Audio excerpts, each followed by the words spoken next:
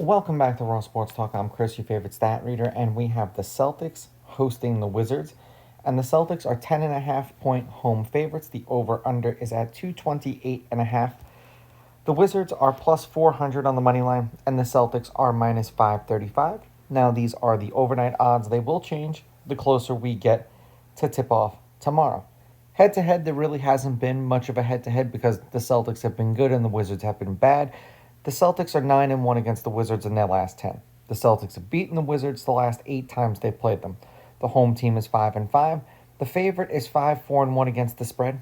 The favorite is 9-1 on the money line. The favorite has won the last 8 games they've played against each other on the money line.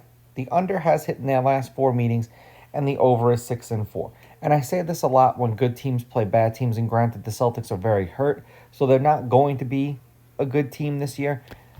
You got to hope if you're a Celtics fan that they're bad. You don't want them to be mediocre. But they play up and play down to their opponents. Now, they played each other 4 times last year. The Celtics got the sweep. They won the first 3 games that they played in D.C., 122-102. They covered. The next 2 games they did not, winning 108-96 and then 112-98. They were 15.5 and 17-point favorites in those games, and then they destroyed them in Boston, 124-90 as almost 20-point favorites, 19.5-point favorites. Lineups for this game, and please don't come for me if somebody doesn't play.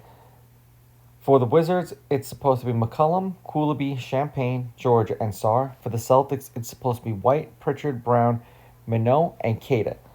The lineups have not been confirmed. That's just who's supposed to be there. I believe the rule for the NBA is like 10 minutes before the game. They have until 10 minutes before the game to tell you who will and who won't play. And some teams really push it to the limit with that. The Wizards are 1-6 overall. They're 1-6 against the spread. The over is 4-3. The one game they won was on the road. The Celtics are 3-5. They're 2-6 against the spread. The under is 5-3. And they're 1-3 at home. They're actually 500 on the road. The Wizards have lost their last 5 games. There was a total of 273, 235, then 219 points, and then 220. 5-point loss to the Sixers, 19-point loss to the Thunder in OKC, then a 31-point loss to the Magic, and then a 17-point loss to the Knicks in New York. For the Celtics, they're on a 2-game losing streak. They have not covered the last 3 games that they've played. They're 2-2 in their last 4. 230, 217, 229, and then 208. 20-point win over the Cavs at home. They covered. 1-point win over the Sixers. Now, that's a mulligan game because it depends on where you got them. They opened up as an underdog and then closed as a favorite. So it's with that one. That one's a mulligan of whether they covered or they didn't. Then a 27-point loss to the Rockets, no doubt about that one. And then a 2-point loss to the Jazz. For whatever the reason is, the past couple of years, the Celtics have last year, and understandably this year, they're hurt.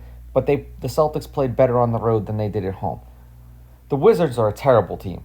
The Jazz are a terrible team as well, but they hung in there a little bit better with the Celtics than I was expecting. I'm going to take the Celtics on the money line. I'm going to take the Celtics laying the points. And the over-under is where I'm concerned. It's just how many points are the Wizards going to score. If they score over 100, there's a chance this game goes over. If they don't, then it won't. Now, these are just my picks. If you disagree, please go with your gut, and please bet responsibly.